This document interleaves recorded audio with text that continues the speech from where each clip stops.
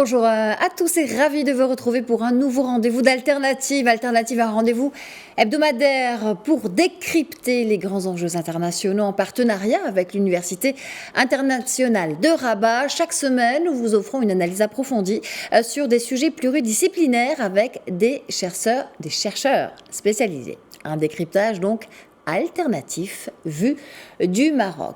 Où en sont les relations entre l'Afrique et l'Europe? Bruxelles souhaite un partenariat renouvelé avec un engagement politique de plus haut niveau fondé sur la confiance et aussi la compréhension claire d'intérêts mutuels. Ursula von der Leyen a annoncé 150 milliards d'euros d'investissement sur le continent dans les prochaines années. Une annonce de la présidente de la Commission européenne faite à quelques jours seulement du sommet Union africaine-Union européenne, donc à Bruxelles. Mais de leur côté, les dirigeants africains réclament des bases plus équitables dans ces relations avec l'Europe.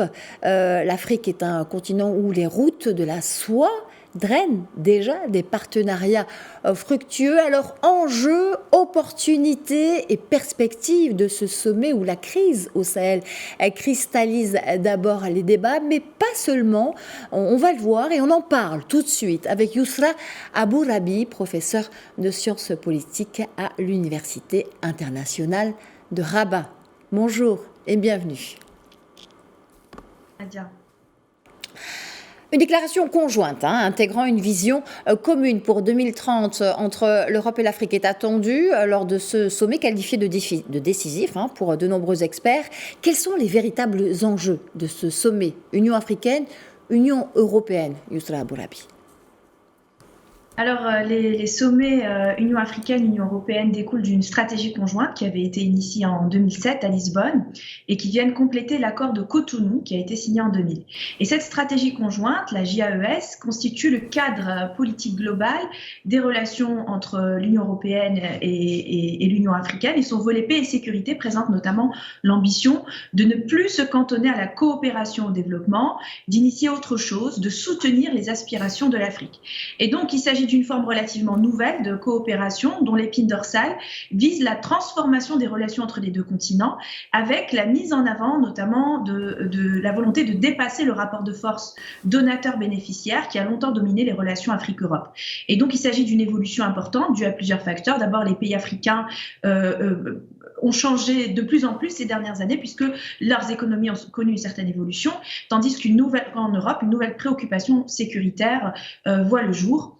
Et donc, en 2017, la Commission européenne a lancé une communication conjointe au Parlement européen et au Conseil sur une nouvelle stratégie UE-UA abordant 5 axes de partenariats distincts, la transition verte et l'accès à l'énergie, la transformation numérique, la croissance et les emplois durables, la paix et la gouvernance, la migration et la mobilité. Et certains points cruciaux qui devraient être à l'ordre du jour lors du prochain sommet, qui aura lieu les 17 et 18 février prochain, inclut notamment le fonctionnement de la ZLECA, la coopération sur la politique climatique internationale ou encore le Green Deal Europe-Afrique. Et donc plus largement, c'est la place et le rôle du continent africain dans l'architecture de la gouvernance mondiale qui est interrogé.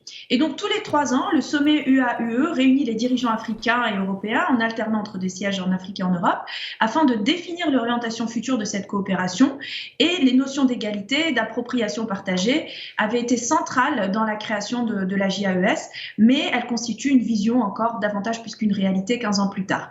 On assiste aujourd'hui à un intérêt croissant vers l'Afrique, comme on peut le voir avec la multitude de sommets africains dans le monde, ce qui reconfigure et marque une évolution dans ces relations africaines. Malgré tout, il existe encore d'énormes tensions à propos de l'asymétrie de cette relation, et donc ce dialogue constitue une opportunité pour rétablir l'asymétrie. Rétablir l'asymétrie entre l'Europe et l'Afrique, avec une meilleure prise en compte donc des préoccupations des partenaires africains, donc dans les négociations des accords de partenariat économique, mais pas seulement. D'ailleurs, quelles sont les opportunités de dialogue qui sont présentes, Yousra Abourabi, dans ce sommet, notamment en matière de migration? Vous parliez de mobilité, mais aussi d'environnement. Oui, Oui, effectivement, il y a plusieurs sujets que j'ai cités tout à l'heure, mais la migration et l'environnement en particulier sont des sujets assez chauds. Chaque sommet définit en fait une feuille de route pour les 3 années à venir avec les domaines les plus importants de la coopération entre les deux continents. Et le changement climatique et son impact s'inscrivent de plus en plus au cœur des relations UE-UA, notamment du fait de la montée en puissance des défenseurs de l'environnement émanant de la société civile, mais également des gouvernements. Cependant, les priorités de l'UA ne sont pas forcément les mêmes que celles promues par l'UE. Les approches européennes actuelles reflètent différentes formes de pouvoir dans ces relations, notamment car les règles encadrant la relation reflètent davantage celles de l'Union européenne. Et donc, si les deux continents ont fait du climat une priorité depuis la création de la JAES, les éléments constitutifs d'un programme commun sur le climat entre les deux continents commencent à peine à se dessiner. Et après plusieurs retards répétés, le sommet prochain constituera normalement un moment clé pour le dialogue sur le changement climatique. Alors, les principaux objectifs de la Commission européenne sont de promouvoir une passerelle qui promet de mobiliser 300 milliards de dollars d'ici 2027 pour soutenir une transition verte et numérique, d'un côté, et puis les dirigeants africains de l'autre veulent veiller à ce que les projets européens en matière de carbone n'affectent pas les exportations africaines de combustibles fossiles et minéraux, et dans un troisième temps aussi, l'axe de la justice climatique, notamment, devrait être mis en avant du côté africain, étant donné que l'Afrique est responsable pour environ 3% des émissions mondiales de carbone, et donc elle demande davantage de considération de sa faible participation, en même temps un accompagnement financier pour pouvoir engager ces multiples formes de transition en termes énergétiques, en termes agricoles, en termes de mobilité et tout un certain nombre d'autres choses. Alors ça, c'est pour le climat, pour faire bref, et pour la migration, qui constitue également un enjeu très important.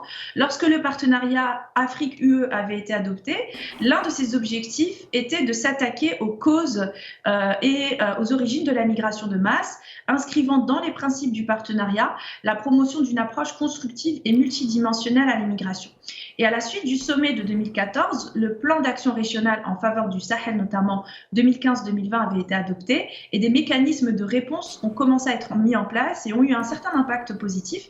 Mais ces mécanismes ont, dans la majorité des cas, sont en lien avec la gestion des flux migratoires, ne permettent pas de traiter les racines de ce phénomène ou de favoriser une vision positive de la migration, une vision intégrative de la migration. C'est d'abord une vision sécuritaire qui continue de dominer ces deux relations. Et donc, lors du sommet de février 2022, les chefs d'État et de gouvernement participeront ainsi à 7 tables rondes thématiques sur le financement de la croissance, les systèmes de santé, la production des vaccins, l'agriculture et le développement durable, l'éducation, la culture et la migration, le soutien au secteur privé et d'autres choses, je ne vais pas tous les citer. Et donc, en particulier, la migration fait partie de ces 7 tables rondes. Et ce sommet va offrir une nouvelle opportunité d'établir un partenariat plus équilibré, de revoir les termes de langage et les intérêts communs. La crise sanitaire en particulier, je finirai là-dessus pour répondre à votre question et pour ne pas faire trop long, a notamment mis en exergue l'interdépendance des vulnérabilités et la nécessité d'un partenariat plus rigoureux qui permet d'assurer la sécurité des citoyens et donc aussi des migrants, quelles que soient leurs origines. Et donc les opportunités de dialogue au sein de cette thématique, espérons-le, vont permettre de revoir non seulement les termes de langage, mais aussi les programmes qui sont liés à ces deux enjeux en particulier. D'accord, vers un partenariat plus équilibré et puis en finir surtout avec l'approche sécuritaire, comme vous avez dit, sur ces 2 axes principaux de la migration avec une approche multidimensionnelle et puis cette fameuse justice climatique. Alors dans ce contexte, dans ce moment clé dont vous nous parlez, Yousra Abourabi, quelle est la place de la société civile dans ce dialogue ? Alors effectivement, question assez importante et cruciale. La société civile, les acteurs non étatiques en général, comme le secteur privé, les représentants de la jeunesse, les représentants des organisations de la société civile, jouent un rôle actif dans le partenariat UA-UE. En préparation aux réunions institutionnelles, plusieurs groupes de ces parties prenantes se réunissent régulièrement pour faire connaître leurs perspectives, leurs avis, leurs recommandations. Et cette année, 2 événements sont organisés pour faire entendre la voix des sociétés civiles africaines et européennes. Il y a le Sommet des peuples et le Forum de la société civile. du partenariat UA-UE, à ne pas confondre avec, il y a d'autres sommets des peuples qui s'intitulent ainsi dans d'autres domaines, mais ça, là c'est le sommet des peuples du partenariat UA-UE.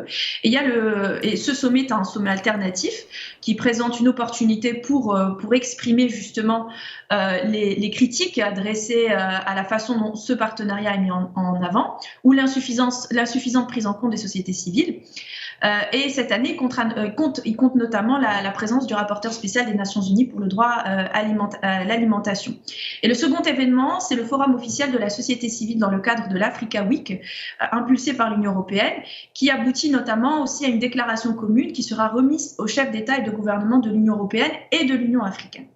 Alors la jeunesse en particulier souhaite incarner un rôle plus important en amont du sommet UA-UE et donc il y a ce sommet qu'on appelle le sommet de la jeunesse Afrique-Europe. L'enjeu démographique est majeur et important puisque en Afrique, 60% de la population a moins de 25 ans. Et c'est pourquoi ce sommet est important en préparation du sommet des chefs d'État.